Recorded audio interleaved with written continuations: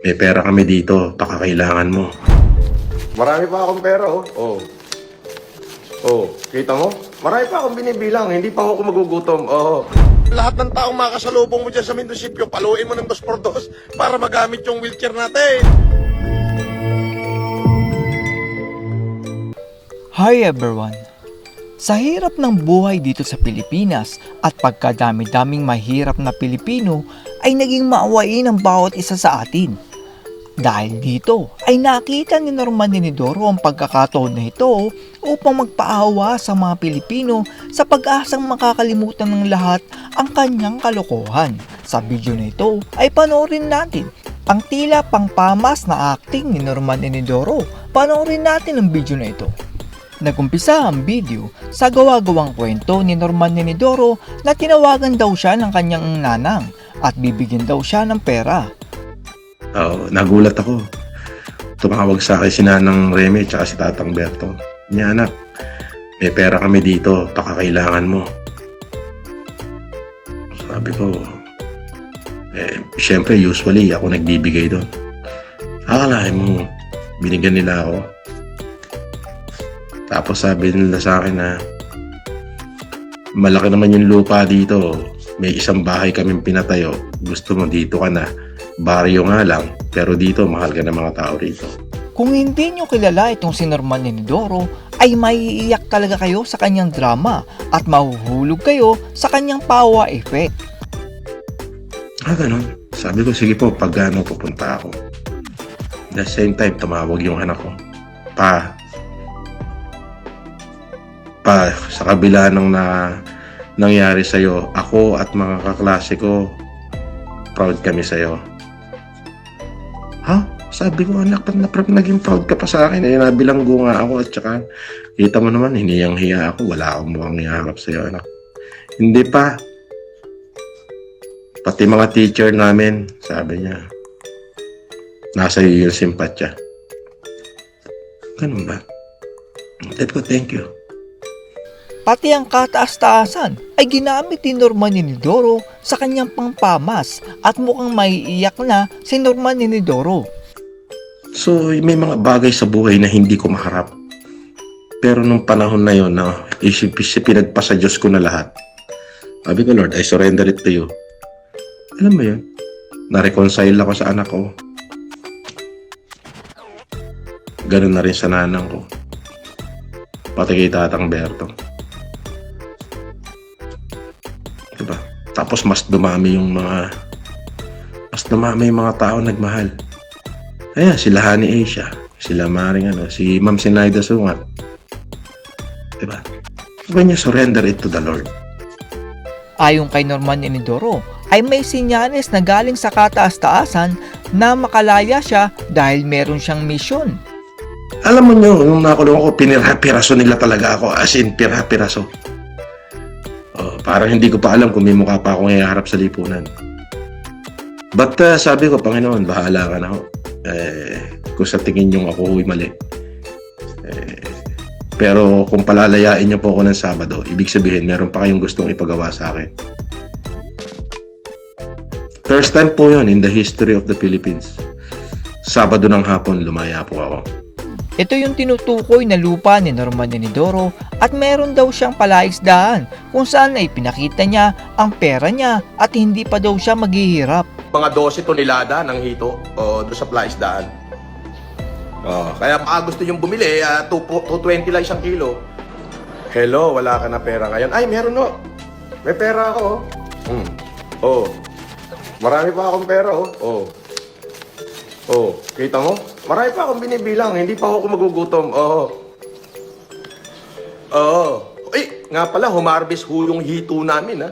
Baka gusto nyo ng hito, mura lang, 2.20 lang isang kilo. Tsariwa-tsariwa. May mga siguro yung na-harvest namin, mga 12 tonelada ng hito doon sa plaisdaan. Kaya baka gusto nyo bumili, 220 lang isang kilo. Pwede na rin 180. May tawad na. Mga malalaking hito yun. Mga giant hito. May kakainin na naman ako. Ganito po ang dating Norman Enidoro na may pagkayabang pero nakakatawa naman at aaminin ko yun. at feeling niya ay kilala niya lahat ng mga tao sa lipunan. Sabi ni Randy Gasis, Boss, si Tanggol baka magalit. Sinong Tanggol? Si Coco Martin? Sino? Si Rodel Inicencio? Baka magalit. Baka paguntogin ko silang dalawa ni Deo Balbuena. Huwag ako galitin nila. Ang pangalan niya ni Coco Martin, Rodel Inicencio. Taga dun yan. Malapit sa bahay namin, doon sa RP. Doon sa Antonio Residence, dyan sa Novaliches, sa Barangay San Bartolome. Taga dun yan. Malapit sa court. Tanggol. Diyan ako nakatira, number 6, Masaya Street. Dati, nung bata ako. Yung pinakalumang bahay dyan, Antonio, letter A yung bahay. Diyan ako nakatira dati. 2001, 2, 3, 4, hanggang 5. Diyan ako nakatira. Sa Antonio. Hindi magagalit siya si Tanggol. Pag nagalit yan, paguntugin ko sila ni Deo Balbuena. Diba? Pangalan ho niyan ni Tanggol, Rodel Inicencio. Napikon naman si Norman Enidoro dahil magbibigay daw ang netizen ng pera pampagamot ni Norman Enidoro. Unggoy! White hacker! Pag wala ka na mautong OFW, kangkong, sendan kita ulit, boss. Dagdag mo to sa paggamot mo sa utak.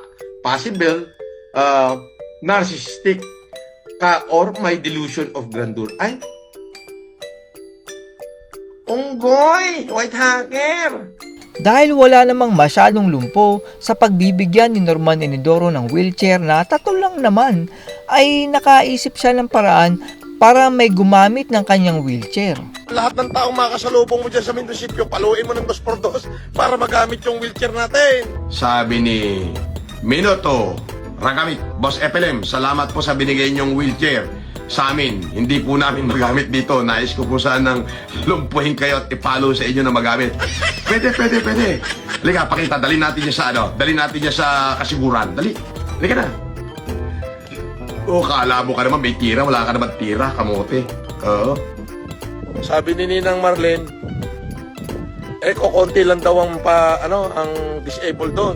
Di 2x2 lang ang katapat niyan. Lahat ng taong makasalubong mo dyan sa munisipyo, paluin mo ng 2x2 para magamit yung wheelchair natin. Sa huli ay pinagsamaan ng loob ni Norman Enidoro ang netizen dahil peke daw ang kanyang gitara.